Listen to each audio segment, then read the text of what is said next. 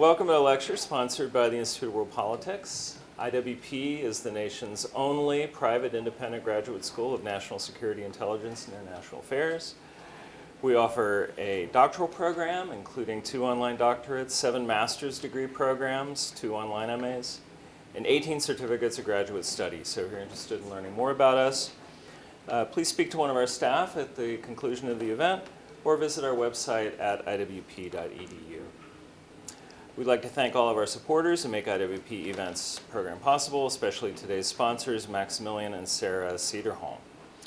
To support the work of IWP, please visit iwp.edu/donate. Today we'll be hearing from Colonel John R. Mills, former Director of Cybersecurity Policy in the Office of Secretary of Defense, in a lecture entitled The World on Fire. Maybe the world on ceasefire, as of yesterday, but the world is on fire. Yeah, we'll see how long that lasts, but I'm skeptical. Colonel Mills has made immense contributions to America's national security since the later stages of the Cold War, both in uniform and as a senior civilian in the Department of Defense. Colonel Mills has multiple combat tours, has helped train and equip 6 foreign partner military security forces, and has spent time on the National Security Council as the DoD representative at the Cyber Office. He attended the Psychological Operations course at the JFK Special Warfare Center in 1985. John is a senior fellow with the Center of Security Policy, an adjunct professor at Liberty's Helms School of Government, a plank holder with the Committee on Present Danger China, and a regular contributor to Newsmax, War Room, Real America's Voice, Epoch Times, NTD, and other media. He's author of War Against the Deep State and The Nation Will Follow. With that, please join me in welcoming Colonel John Mills. Thank you, Dean. Thank you. Okay. Well, welcome everyone, and thank you for coming out, yes, on this hot day. I hope this meets or exceeds all expectations of an IWP brief. But I thank you. I think the world is on fire, and I always like to ask, and this is a question, so I expect a response from the audience here. It is June, but it's June of what year? Anybody want to guess what year it is? 39. Yeah, very good. You can take the rest of the day off here. That's right. 1939. 1939. If you ask the experts in June of 1939, is there a world war going on?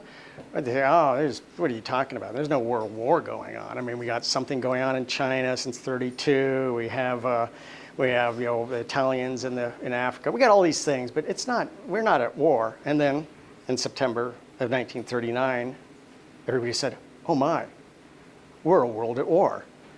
It goes back a lot further than that. I love this op-ed last year. U.S. shrugs as World War III approaches.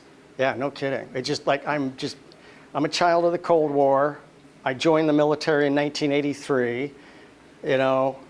We were good, they were bad. I was on the bayonet field at Fort Benning. Dr. Linchowski was in the White House. But it was like, we're going to put them out of business. And we did, okay? But right now, everybody's like, yeah, okay, so what? The world is on fire, so what? Who cares? But you pull everything, the strings on everything leads to communist China, everything. Everything that's going on in the world right now that's unsettling, China. And 1999 was the 1921. Why do I choose 1921? I mean, we had several treaties going on in 1921 where all the elite and the experts were getting together. We're going to outlaw war. We're going to restrict the size of navies. That's going to make peace. We're going to make sure everybody has to cough up and cut up and scrap all their navies. And boy, that really angered Japan. And Britain turned on Japan and said, well, in this, we got to decide, we're going to take the United States. So they essentially embittered Japan by walking away from Japan. But all these things, that was the 1921. And then our 1999, why is that? These 2 colonels right here. You can never trust a colonel. Watch out. They are dangerous, especially when they're going in front of the 07 board for flag. Never, and these two Chinese colonels wrote Unrestricted Warfare. Now, some people would go back further in Chinese communist history and say it was even previous to that, but that's when the die was cast. What we're in right now, and we are on the verge. I say we're already at war. Everybody's going, when's World War III going to begin? It's already started. It's already started. We're there. We're living in a tripolar world, and we got the legacy globalist countries that, hey, we're all going to have standards together. Nations are really old school. We're gonna work together for creating utopia. Yeah, that hasn't worked out very well. We're gonna create 15-minute cities. Yeah, that didn't work out at all. Okay, so there's that club. But I mean, they're declining. You got China. China has a set of partners, colonies, suborn countries. And then you got American-style populism, which is growing, Now, China's team, this is China's team, Russia. Russia is a suborn proxy. They're a colony of China. And this is what everybody's going, you got to watch out for Russia. Well, yeah, you got to watch out for Russia. Every dollar, and I've done these measurements, every dollar that Russia spends on malign influence operations, and that includes cyber, Iran spends 3, China spends 20. Not even close. Not even close. So yeah, Russia's bad. And I was brought into the cyber program in 2007, and yes, it was Russia at that time. From 2012 on, Russia was a sideshow. It was China.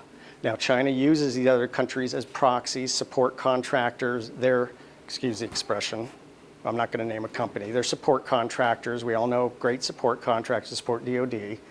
But from that point on, but also North Korea. I just came back from South Korea. I'll tell you that, what went on there. Iran, hopefully out of business.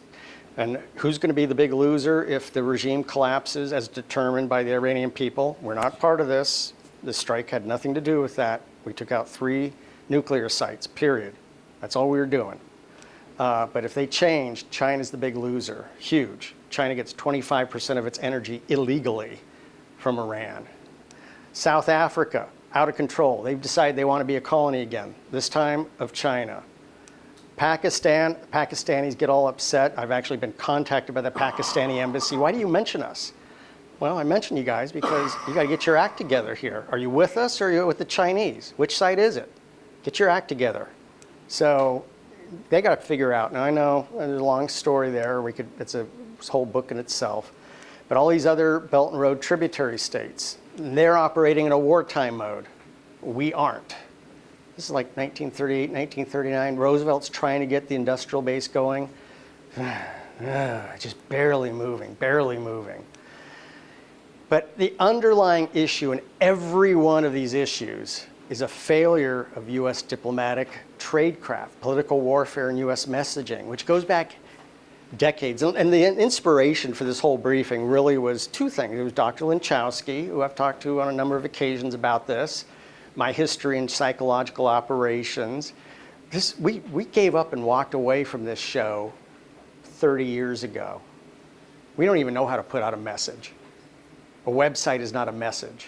Okay, we don't even know how to communicate the American agenda. Well, we got to change that. So this is bad, but this goes back decades. We can't even tell our own story. There's been this, I can't even find the legal basis. Why are we not allowed to tell our story? Please show me. I can't, but we're going to get into this. Every problem in the world on fire is because of a failure for us to engage. We have a big Title 10, but a tiny Title 22. We need to have a much bigger Title 22, which is State Department.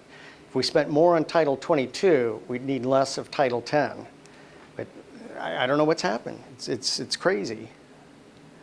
So this is the small problem statement.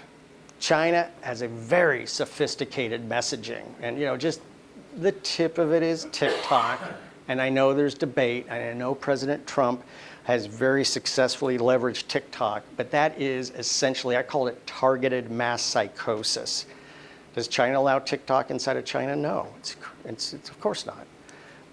And we've just forgot about being able to put out our message in political warfare. Now, Professor Kerry Gershonek, who's great, he's in Taiwan, a good colleague. He was just on my podcast. He's the expert, and if you want his book, just go to the Marine Corps University. You can get that book for free. But we just have not had a voice since the Cold War, and a lot of our efforts at U.S. Agency for Global Media have not been. They've not been a message. It's essentially been a regurgitation of media from other sources. What are we paying money for that for? It's not been advocating for America and the America agenda. That's what we need. People say, are you talking about propaganda? No, I'm talking about telling our side of the story. It's not propaganda. Anybody who calls that propaganda is ridiculous. You need to get your head examined here. I tell you, the Global Engagement Center, I've worked with the Texas Attorney General. This was spending time spying on Americans. Bad office, very bad office. It's getting broken up right now. So we've been too busy spying on Americans. We've been too busy just recycling open source media. Okay, we got to do better at this. We got to do better. And this is the big problem statement. And as we were talking, I was talking with Dr. Linchowski 5 or 6 months ago about giving this brief. The world keeps changing. The world keeps changing here. I can't keep up with it. So the problem is we're already going. So can we rebuild this fast enough? Can we rebuild this fast enough before we really go into the kinetic stage? And I have a lot of information coming up. I want to kind of blast through it because all this will be posted, but I want to give maximum time for questions and answers. Maximum time for questions and answers. But right now, wow, September 1939 is about to hit us in the face. And it's already been hitting us. Fentanyl. Everybody in this room, I guarantee you, knows a family member or an acquaintance that's been affected by fentanyl. That's war. We've lost more to fentanyl than we lost in World War II, and we're going, well, I don't see a war. I don't know what you're talking about. We're stepping over bodies in the street in Philadelphia of fentanyl addicts. I don't see a world war. Well, what are all these dead bodies on the street? That's China. That's 100% China. So can we move fast enough to build this up so that the decisive kinetic phase doesn't begin? And I think there's still time, but we got to really pick up the pace. Now, China, I call this the iron triangle here. China has 4 vulnerabilities, 4 key vulnerabilities that we could be using our diplomatic tradecraft on. And we just what are we doing here? We're doing nothing. Energy. If the regime collapses in Iran, 25% of China's energy out the window. They're buying 100. The Wall Street Journal just said 90%. The other 10% goes on the black market, still goes to China. We got an undersized U.S. Navy. The Reagan administration would be freaking out if they saw the condition and size of our Navy right now. Okay, they're doing great, don't get me wrong. They're doing an incredible job with what they have, but it needs to be much more robust. We could choke them off here, choke them off. I've been to Singapore many times and watched you got 2 miles here, 4 mines in the water. That's the end of international shipping. 80% of world shipping passes right through there. But energy, China needs energy. 50% of their energy they have to import. We could choke them like this if we wanted to. Food, 50% of their food, their protein comes from overseas. And you know from who their biggest provider of protein is? We are. We could choke them off in a minute if we wanted to. Okay? And where does that come from? It comes from Iowa. It comes from North Carolina. I love the hog farmers. I love pork. I love it. It just brings Chinese influence operations right into our country. That's why North Carolina politics are so messed up, because that brings in influence operations. Huge youth unemployment, dangerous. They're concerned about that. And then regime security. They're changing out leadership of the Chinese military faster than the IRGC. I can't even keep up with it. Every day, somebody else has changed in the leadership. I mean, why even bother to track it? Every day, it's changing. Why? Because some people tell me it's a body double. I don't know. I'm just saying, okay, good dictators, that's week 2 of dictator school, is they tell you about body doubles. That was a joke. There is no dictator school. Nobody, okay, no courtesy laugh. Okay. Yes, please, let's work on this here. Okay. So we are a world on fire. We got different fronts, and we're going to go through this, but every one of these is a failure of our diplomatic tradecraft, a failure of our messaging. And, we do have, I'm really more in this camp, but, we do have, some issues here with the recent strike. I get it. But I think we're all on the same team, but there's different approaches. Now, there's some, we might call them neocons or even further out, okay? But there is some different approaches. But these are the different fronts. And I divide these up because a seminal event in my development as a professional at the Office of the Secretary of Defense, at the White House, it was in 2005, myself and several Joint Staff Action Officers from the J5, Advanced Future Plans, whatever we were calling J5 at the time, we got to spend several weeks with Newt Gingrich and Paul Wolfowitz, the Deputy Secretary of Defense. And because the challenge was, Wolfowitz was saying, how do we project the geopolitical picture, everything going on in the worldwide war against terror? And so he brought in Newt Gingrich, who ran us for several weeks through this drill. And he talks, listening to Newt Gingrich is just riveting. And he just talked about how in World War II, you were able to stand in one place, Marshall, King, the senior military, Roosevelt, one place, and they could see this is what's going on in the African theater of operation. This is what's going on in the European theater. This is what's going on in the Battle of the Atlantic, the Pacific theater. And so this is how we need to project all these things concurrently about what's going on so we can effectively engage with them with a better tradecraft, a better messaging.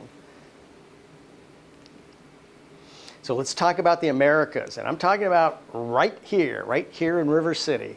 Okay, that's our homeland. We're in chaos. And that's not by accident. You see the riots in LA?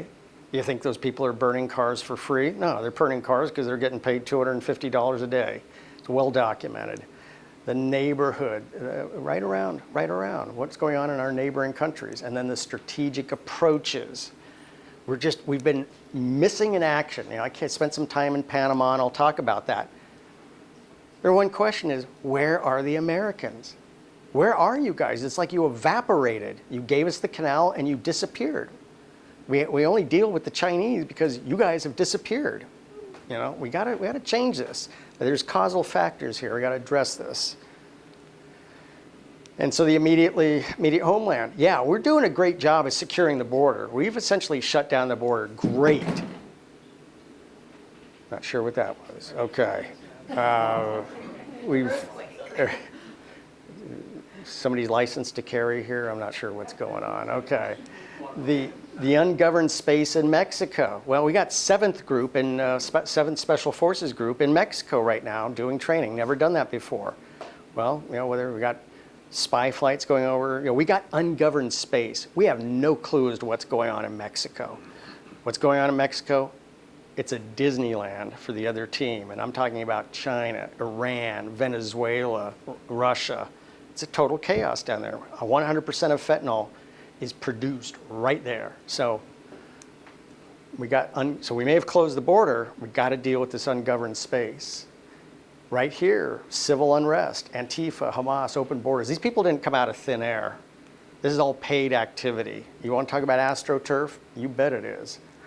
Fentanyl, Tren de Aragua. 2 years ago, I spotted this. I said, these are bad. This is intentional. And yeah, now finally, our own IC and law enforcement said, oh, yeah, this is intentional. This was, kind of obvious. Chinese special operators, absolutely. They are here. And I spent some time in Panama, and yep, they are absolutely. We've kind of shut that situation down. The Panamanians, Molino is actually very pro-U.S. He's a great guy. He wants to see Americans. Undoing that, we found just grotesque money laundering going through USAID. I love USAID. First worked with them in Bosnia in 1997. Very weird things even back then. Very weird. But we got advanced force operation. There's an official definition of what advanced force. It's been taken off the Joint Staff public-facing website, but that's what's going on, is preparation for conflict. Drones, drones, drones. We'll talk about Section 1088, huge issue, and then a relentless Chinese cyber campaign against us. Relentless. It is not me. This is former FBI Director Wray, former NSA Director General Hawk, former Director of CISA, Jen Easterly. They're saying this is preparation for war. This is advanced force. They are dropping malware so they can turn off entire systems on command. This is war. So it's not, we're already at war. But again, the ungoverned space of Mexico. Yeah, we secured the border. We have no idea what's going on here, but what we do know, it's extremely bad. When a Chinese, and we've actually indicted several of these Chinese, but haven't grabbed them yet. When a Chinese person who is really a special operator, it can walk around between the warring gangs and nobody touches them, what's the message? The message is they're the boss. They're the one calling the shots. That's what's going on. This is where all fentanyl is being produced. They land at these 4 ports mainly, and then they move to these production areas. Well, we got 7th Group doing training. We got CIA flights. We got DoD whitetail flights going on.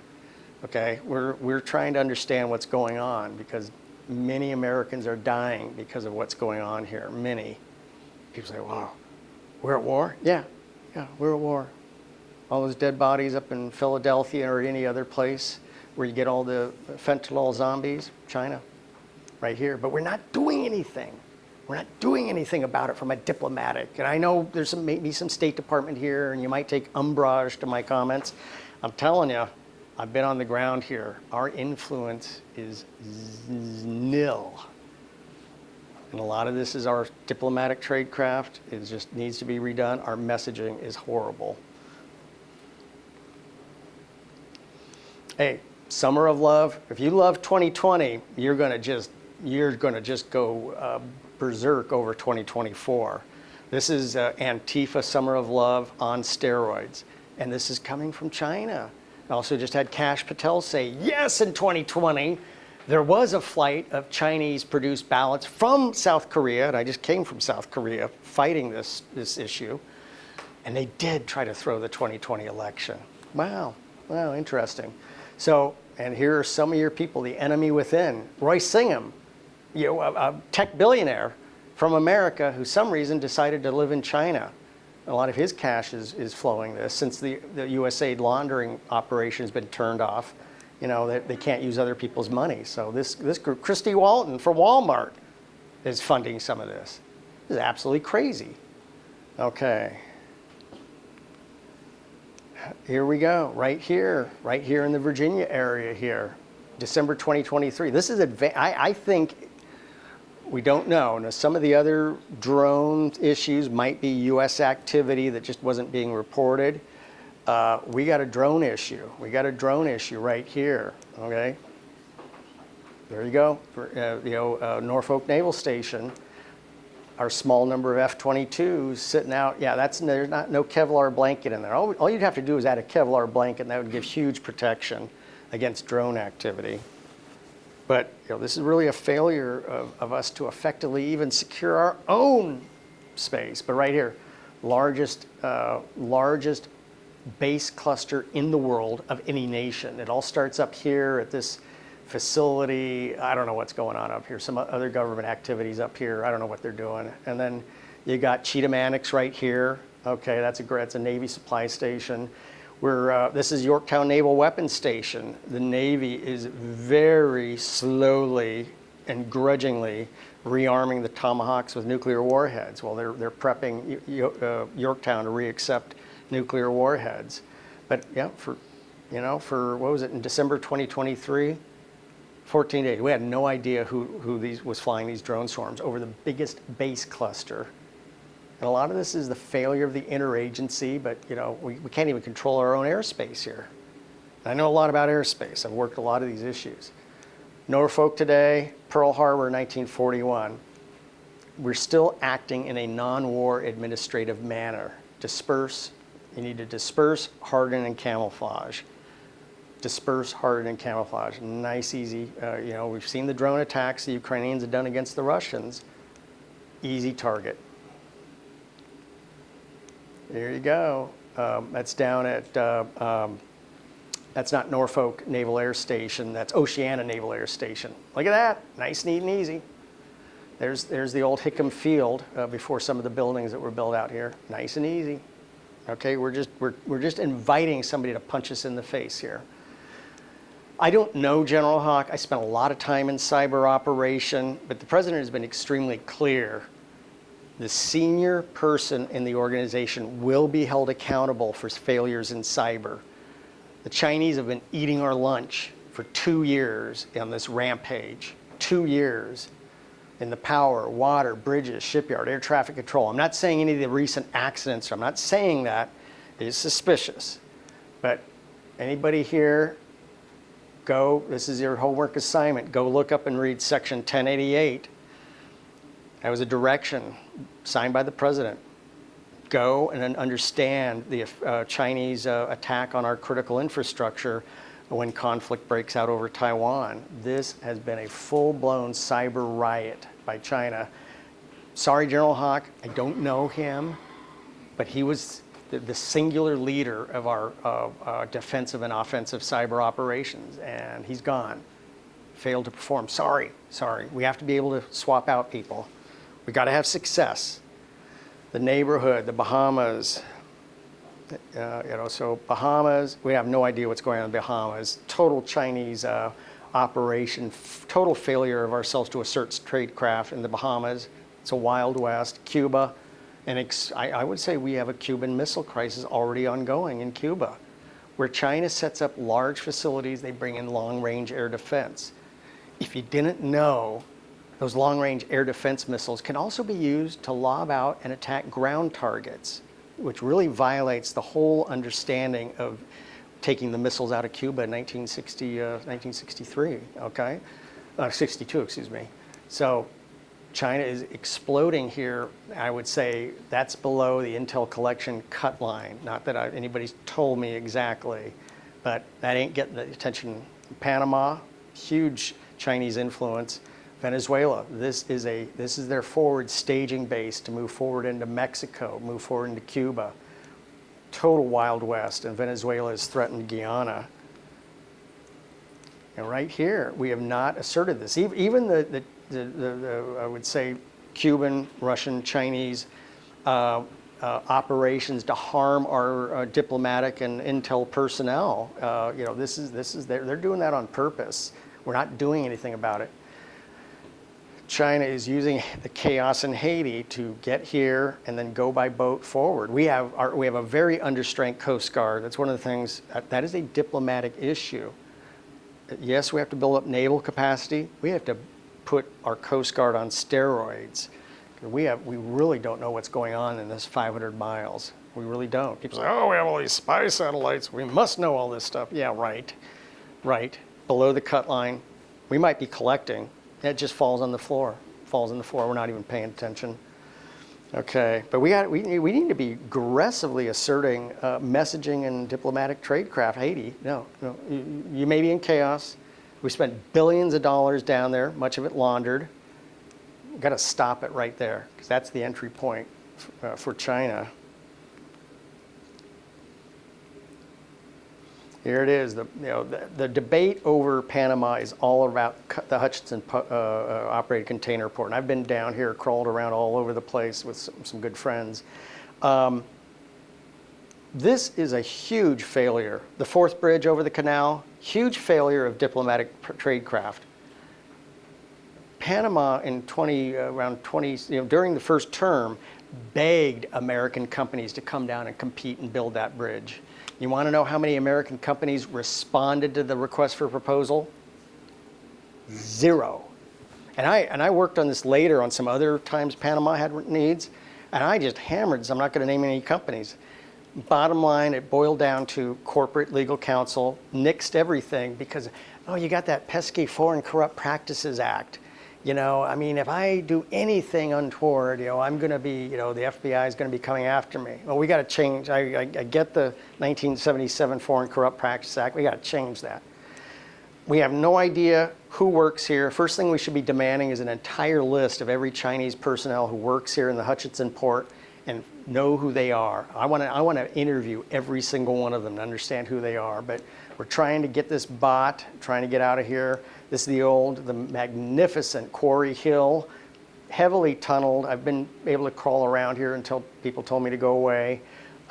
We have no idea what's going on most of Quarry Hill. It's really you know, and the Panamanians don't know what's going on in Quarry Hill.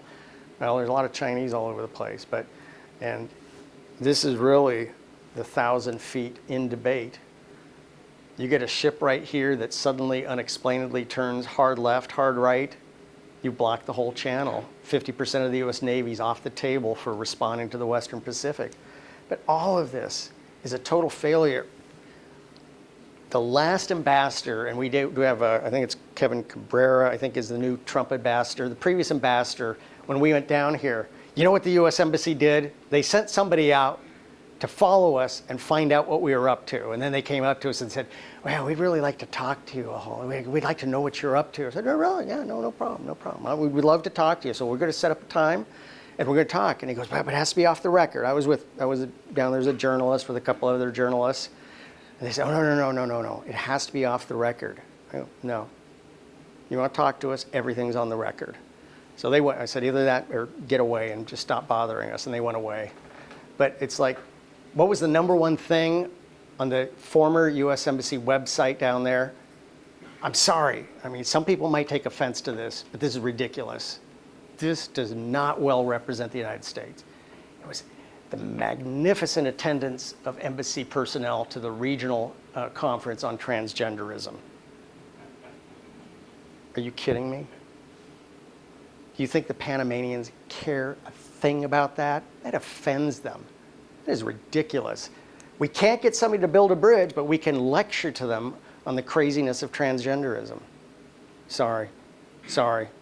We can't spend money on that stuff. That's crazy. And that is a failure of diplomacy. That was the number one thing on the website.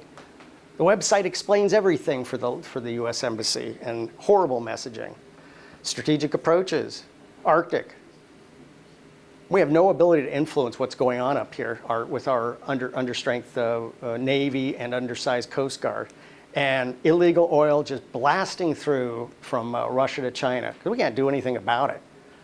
You know, here's Thule, Patufic, the base here. This is huge ungoverned space, and we really have not asserted ourselves, properly exercised the Arctic Treaty, the Antarctic Treaty. This is crazy. And they're just blasting through here with illegal oil. There's sanctions, and then there's sanction enforcement. It's the old Seinfeld thing. Anybody can take a car reservation. Anybody can do that.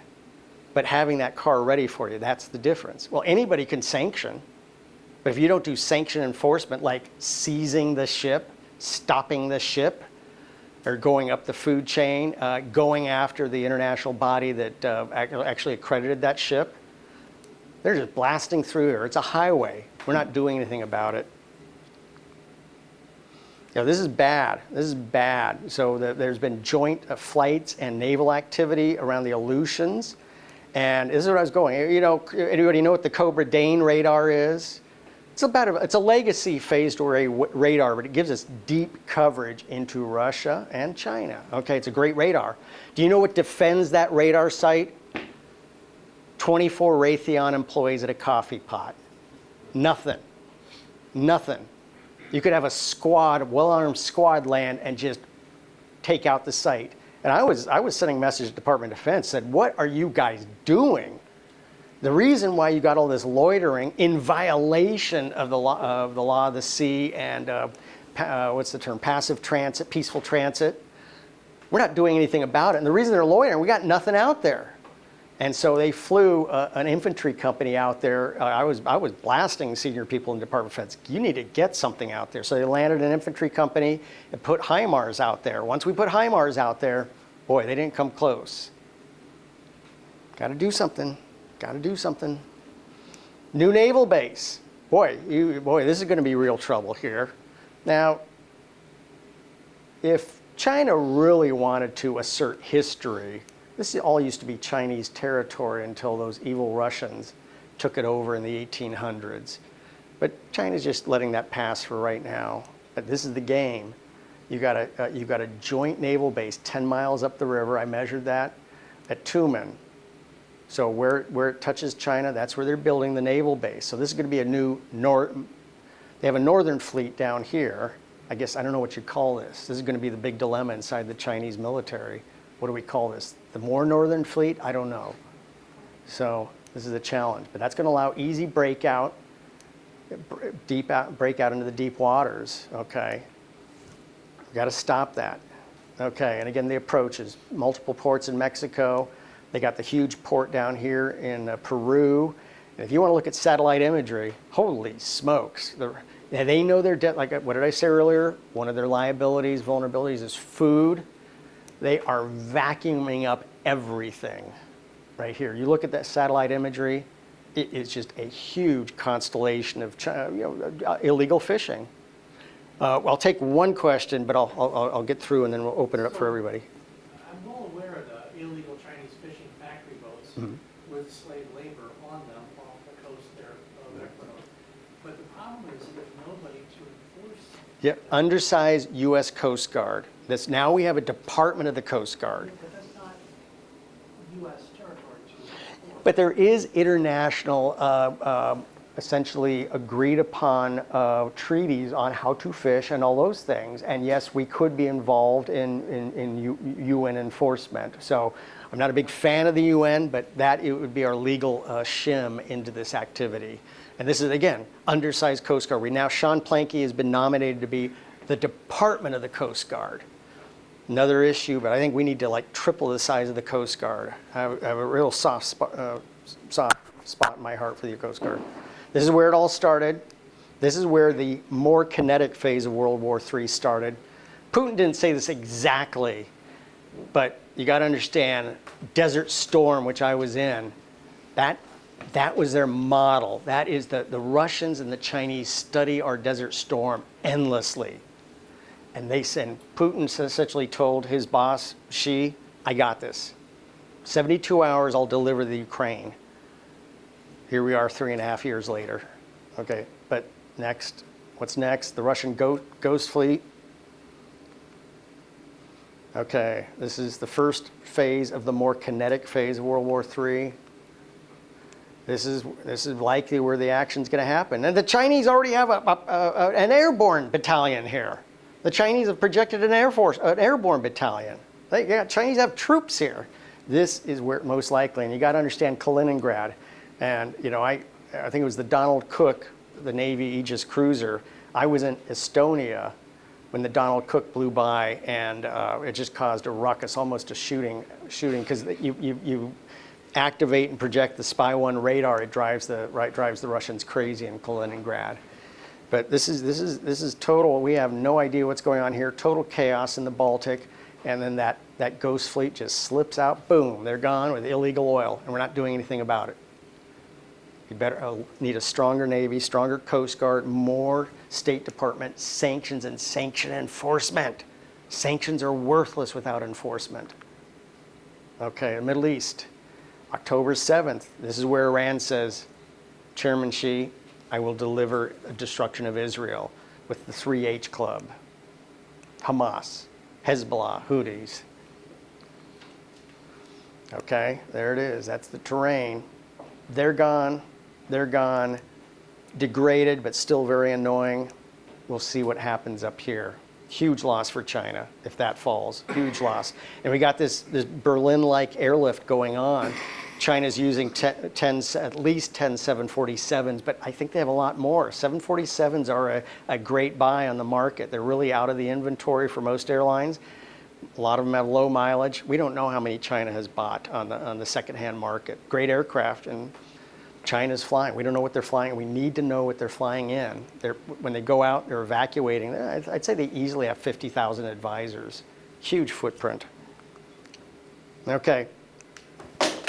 There we go. I think this really was the tipping point for the for the Israeli strike was this: Iran says, yep, we're buying a huge amount of rocket fuel from China, and what are you going to do about it? You know, and also I forgot to mention, remember that December 2024 meeting with Biden personnel and the Chinese in Geneva about Volt Typhoon, Salt Typhoon, and the Chinese says, yeah, that's us. What are you going to do about it? What are you going to do about it? That's us. Failure to, you got to punch back, and we got to build up our trade craft. That Iron Triangle, the African theater, totally forgotten. Us need to spend more time here. South Africa has decided it wants to be a colony again. China, Huawei just wires the continent. I mean, it was a 20-year battle to drive Huawei out of the American market, and their lawyers, I was involved in that. They outmaneuvered us. We just finally wore them down. It took 20 years to asphyxiate them and drive them out of the market. That was a failure, because they knew the Chinese know our laws and read our laws better than we do, and they used our own laws against us relentlessly. Okay, we got a problem. Just came back from South Korea. Totally stolen election, and I'll be doing a press conference where we have a press conference at the National Press Club Thursday at 11 with myself, Ambassador Morris Tan, and Gordon Chang, Steve Bannon. It was totally stolen. South Korea's fallen.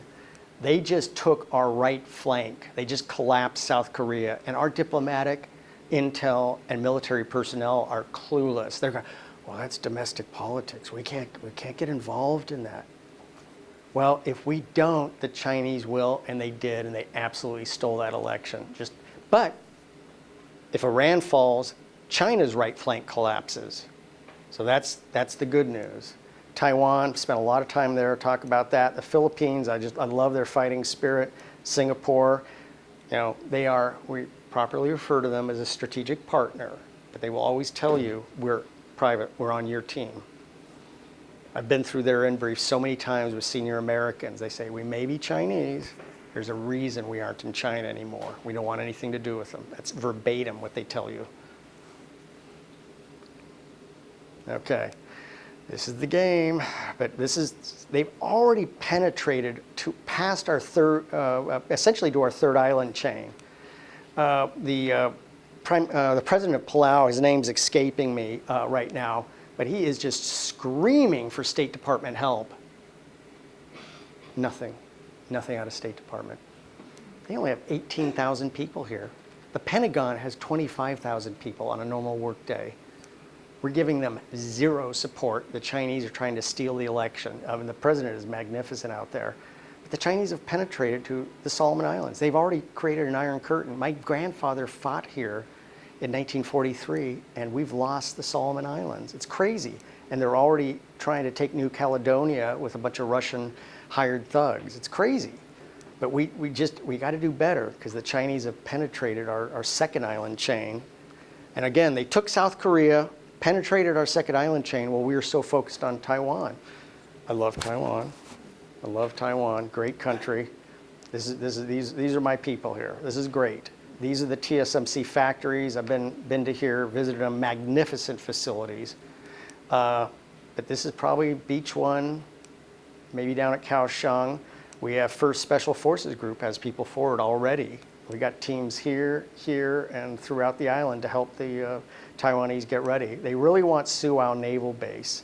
And you almost, from the top building at Suao, you can almost see the Ishigaki, where we're putting missiles along with the Japanese. But we focus on Taiwan, but they just took South Korea to the north. We got to figure out something about this here. 4,000 feet for freedom right here. This is Kinmen, 4,000 feet for freedom. And we got 1st Special Forces Group already here, helping them to get ready. What's relevant about this, we now have the harpoons. We've been China has spent the Republic of Taiwan has spent $22 billion on American arms. We've been slow on delivery. But now they have harpoons, that's their range. Also the great Xingfang 2, which is their copy of our Tomahawk. Look, they can hit every single Chinese facility. Even they could probably hit Ningbo. This is where your big gathering point is going to be for the invasion, right up here. We got the Typhoon, which is U.S. Army General Flynn, not General Flynn, General Flynn. General Flynn's brother runs this. But we got the Typhoon here. It's driving the Chinese crazy. We got the Typhoon here. That's Tomahawk and SM-6. We can hit every one of their preparatory sites. That's where the staging is going to be in there. I've studied that very closely. Failure to help represent Taiwan. Oh, that went out. That's why I always bring a backup pointer. There you go. Okay, flight traffic here. The Chinese have been playing with this, and according to the ICAO and the UN, the Taiwan West, this country, is supposed to get the permission of Taiwan before they fool around with flight path. Okay, the Chinese are trying to force a shoot-down situation to provoke the whole thing, and we haven't given Taiwan top cover in the UN. We've got to do that. So we're about to end here. So these are the things we have got to focus on in our trade craft. Things have changed since Dr. Linchowski and I first talked about this 6 months ago. Can we pull it off and prevent the final kinetic phase of World War III? I hope so. I hope so. But these are the things we have to work on. We have to come up with our own wolf warrior diplomats. If we're just, and again, I'm sorry, some of you might be State Department personnel or intel, and you're going to be, you're outraged that I'm saying these things. Sorry. I've been there on the ground and seen it from both sides. We're not doing a whole lot. Why even have an embassy? Just have a website. Just have a website if we're not going to be out there getting involved and understanding. Got to do all these things. Foreign Corrupt Practices Act. I don't want corrupt U.S. companies. I don't want bribes. But this, every U.S. piece of legislation always gives you unintended consequences. This is why I will name some companies, Bechtel, Parsons, others.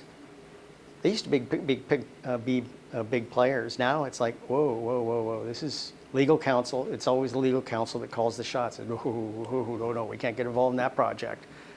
Well, got to figure out something, because we don't, the Chinese will. And these are the big muscle movers. Got to move on this, build our industrial base, build our nuclear base, unleash American energy, American maritime renaissance, all these things. So I'll bring it to that. Other than that, everything's going great. What are your questions?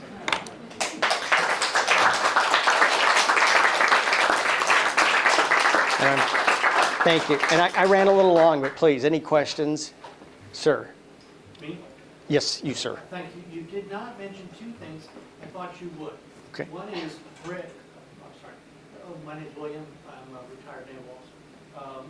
You didn't mention two things I thought you might. One is the declining demographics of the population of China. It's aging, and that hurts. And no one's sneaking across their border to work in their factories. And the second thing is the BRICS, the possible alternative to the dollar that way. So I thought you might mention it, but maybe you're saving that for a question. Both are important. Many advanced countries. I just came from South Korea. Wealthy country. I talked to many populist organizers, many senior people trying to fight for South Korea. Say, wait, we got a declining population. That's the poison and the toxin of being a wealthy country. People stop. I'm sorry. People go, oh my gosh, you're lecturing. You're, evangelizing. Sorry, rich countries, they stop getting married, stop having children. The magic biblical number 2.1. If you're not making 2.1 for a family, sorry, you're going away mathematically. So that's China's experiencing that. We're experiencing. Many countries are experiencing that. We have people coming to work. Yeah. Nobody's breaking into China that I'm aware of. So it probably wouldn't end well either. Now the second question, BRICS. BRICS. I just say China's calling the shots. That's how I address BRICS. BRICS for years has had their meetings. They release a memo, and they do nothing for 4 years until the next meeting. Is it possible that the RMB will overtake the dollar? I've studied this endlessly, but I'm a planner. I'm a national security planner at heart. But I've had to study this. There's no vote on who gets to be the reserve currency. It's just kind of an informal vote of confidence of who is best for the future. I mean, bottom line, as messed up as we are, they ain't gonna overtake us. It's unlikely. But that's what China wants to get around, because they have to live under the oppression of the dollar. They want that reserve currency so badly, because when you have the reserve currency, life is good. Never give that away. It's like giving away the internet. Oh, that's right. President Obama gave away the internet. I forgot about that. Yes. Next question. Yes, sir. Yes, right there. Thanks for your talk, sir. My name is Emmanuel. I'm also a retired naval officer, so get the Navy questions out of the way. Fleet's too small. Absolutely. Coast Guard's too small. You mentioned 2020, and 2024 was somewhat 2.0 or on steroids. 2020 was incredibly damaging. Summer of 2020 was incredibly damaging for this country, my personal opinion. I think I have to see what the fallback or the blowback is for 24. I imagine that's coming. Throughout your entire presentation, I agree with everything you said.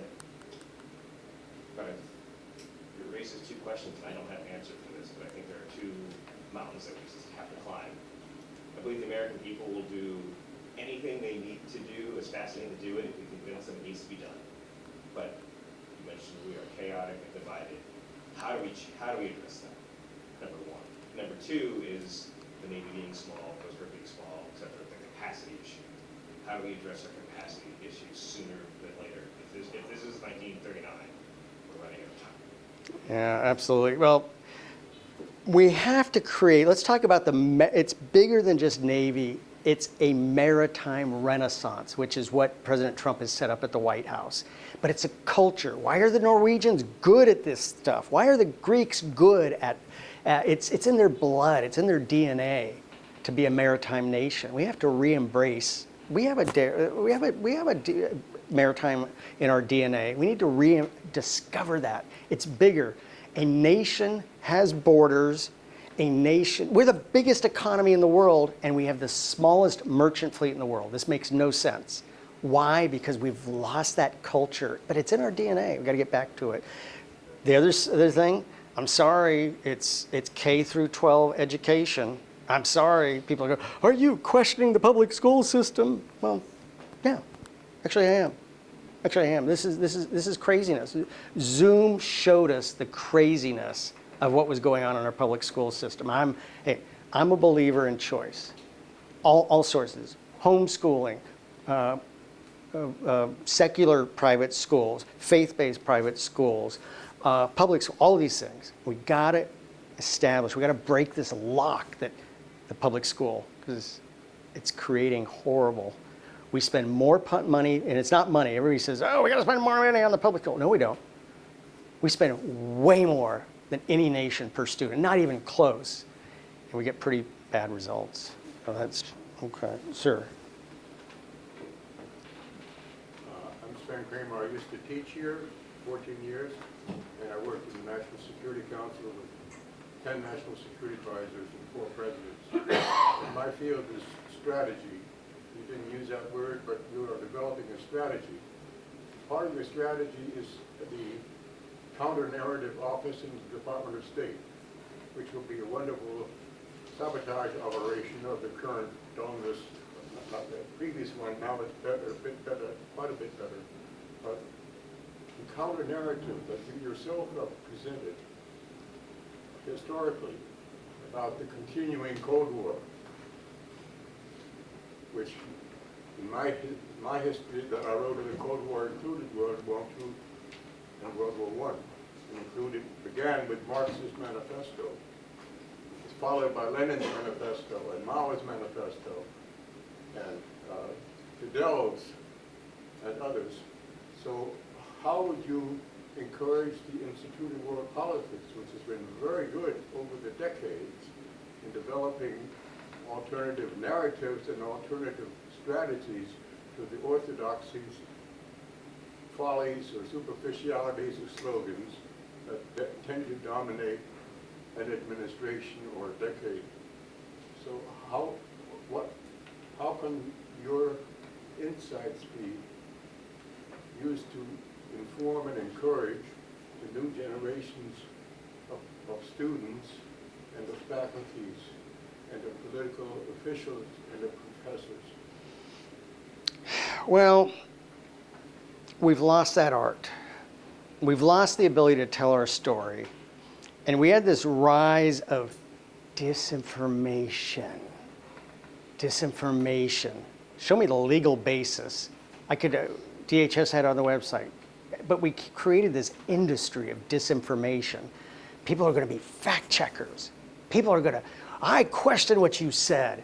This is psychotic. This is crazy. So we've lost the ability to tell our story. I went to the psychological operations at the historic John F. Kennedy Special Warfare Center in school in 1984. Everybody goes, oh, you went to the PSYOP course? Oh, what magic did you learn to tell, to control people's minds? It's not that complicated. You just tell the truth. You don't lie. People, well, you tell all these lies. No, that's actually horrible. Now, you might need to do disinformation, which was it Mockingbird or whatever, the CIA program. Okay, but that's a Title 50 activity for very targeted special cases. We need to be able to tell our story. And it's just, PSYOP is just telling your story and being honest. We have a better value proposition than China. Most people would go for us if we could tell our story, but we've just lost that ability because people say, oh, that's PSYOP, that's propaganda. No, it's telling our story. I don't lie. I think lying is horrible in PSYOP or messaging. I think it's horrible. You never lose credibility. Don't ever do that. You tell the truth. What is that principal value? For example, I believe it's freedom. What are your suggestions? Yeah, I mean, absolutely. And people go, are you evangelizing on the American constitutional system? Well, yeah, kind of. We have a better, I think most people would go for us if you have offered it to them. People say, I want to live in a totalitarian state where I could be arrested at any moment for saying something against anybody. Even children could be indoctrinated to turn me in. I mean, most people don't want that. But we've lost the ability. This is like South Korea. Oh, no. We can't get involved in local politics. Well, the Chinese will. And they did, and they stole South Korea. And there are many South Koreans that are horrified right now that they're going to be arrested. And we're produce a master list to give to the United States government that these people need to be protected. But we need to be able to tell our story. Yes, sir. Time for one more question. Oh, okay. Thank you for your talk. One of my close friends, he lives in Montenegro. When I studied abroad, he was telling me about the highway to nowhere and the debt diplomacy that China's using, which will essentially allow them to confiscate land from the country. Do you see a possibility, whether it's Trump or a future president, reenact something similar to the Brady Plan from the 1980s? Yeah, we need, again, I point to the Fourth Bridge in Panama as an absolute exemplar of failure of diplomacy. Panama doesn't want lecturing on transgenderism. They need a bridge. And we were nowhere to be found. Nowhere to be found. So yeah, we need, we got all the Export-Import Bank. We got all these government finance loans and projects. We could do all these things, but we aren't. Why? One of the primary reasons, Foreign Corrupt Practices Act. Everybody is terrified. And that was used very successfully. The Filipinos complained to the Biden Department of Justice, hey, you have an election machine company over here bribing our officials, and he's an American citizen. And then the Biden team was put in an awkward place. Well, if we arrest the CEO of this company under the Foreign Corrupt Practices Act, that'll help validate that there is election fraud from the election machine. Well, he was arrested, he's been indicted, and I think he's actually been convicted. But the Biden team was like, oh, no. I mean, I watched their press releases. They didn't even say it was what the name of the election machine company. But right there, we're not getting involved. We're not getting involved. We're absent. All we do is offer lectures on bizarre things. They think we're crazy. Panama needs a sewage system. They need a postal system. They want to see Americans, and that's really interesting that you have a sewage system. Let me tell you about transgenderism. This is insanity. It's insanity. So, you're cutting me off. Okay, Lana. Okay.